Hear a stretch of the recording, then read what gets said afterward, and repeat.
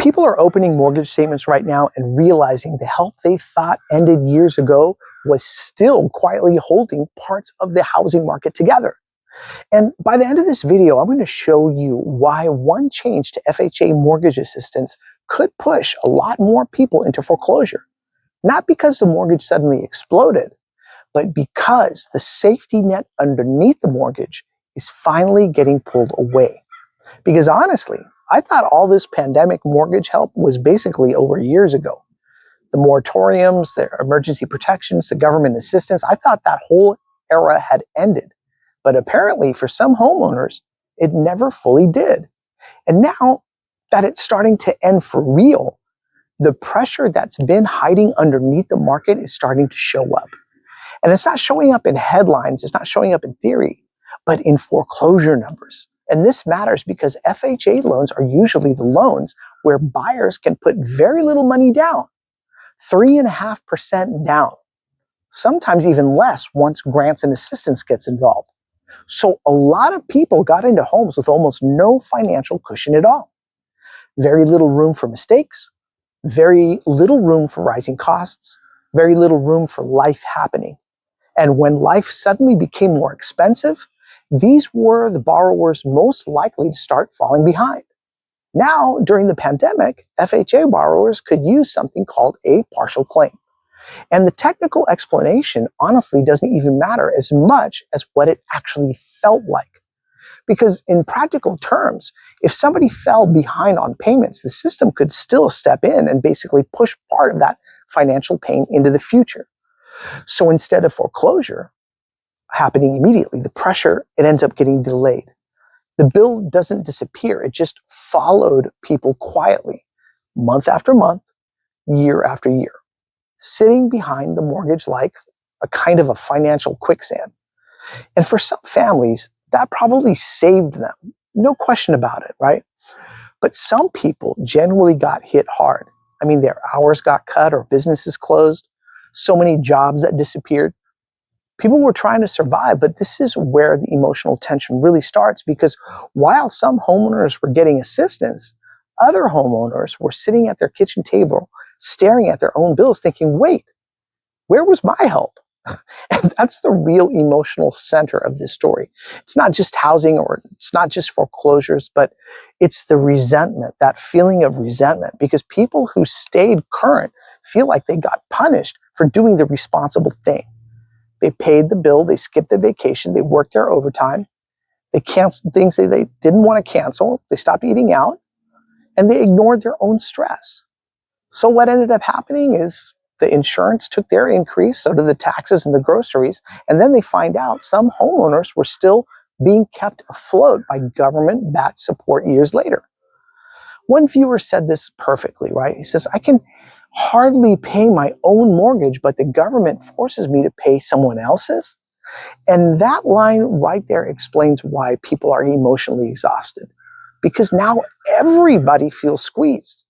And the craziest part, some borrowers received massive amounts of assistance. One example involved someone receiving around $96,000 worth of help attached to the property over several years. Now, technically, that money still exists as debt attached to the home, but emotionally, a lot of people hear that number and immediately think, wait, somebody got a free $96,000 life raft while I'm over here trying to survive on eggs that think they're luxury goods? That's where the anger comes from. And here's the problem nobody talks about enough. Delaying pain is not the same as removing pain. That extra debt stays attached to the house. It's just quietly sitting there, which means later on, if prices soften, if somebody needs to move, if the market weakens, if they lose income again, suddenly the math gets ugly super fast. Now, the owner may owe more than they expected in the first place. Now, refinancing becomes a lot harder. Selling becomes even harder than that. And escaping, well, there you go, right?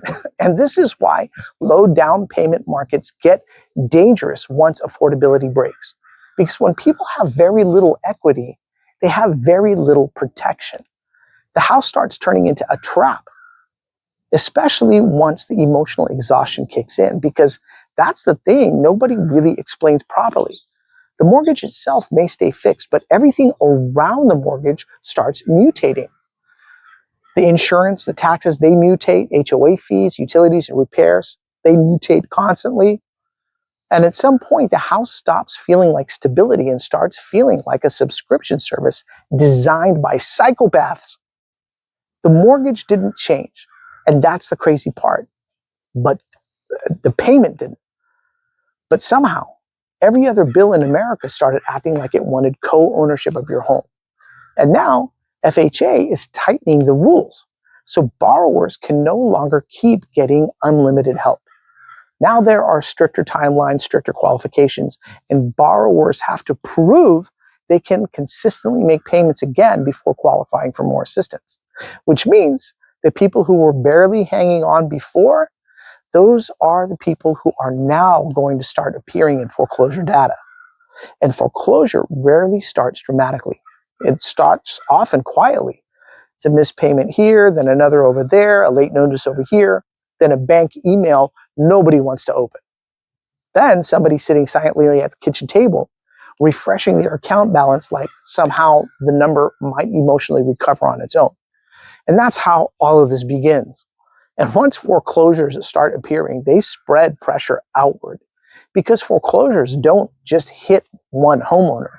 They affect entire neighborhoods, values, listings, comparable sales. And that's why so many people are furious about property taxes right now. I had one viewer write, foreclosures bring down surrounding home prices, yet they still keep raising property taxes. That's a real frustration. That frustration is real because homeowners feel like they're trapped in a game where the value can go down, but the bills never seem to follow. The house gets cheaper on paper while somehow becoming more expensive to keep. And that's why homeownership emotionally feels so different now. It's not exciting anymore. It's not even relaxing. It's expensive. It's heavy. Like people spent their entire lives trying to become homeowners only to discover homeownership itself became financially exhausting. And now you're seeing exhaustion show up everywhere. Listings, they sit longer. Prices are getting cut. There are failed flips. People quietly trying to exit positions. And you can literally see it in some neighborhoods right now.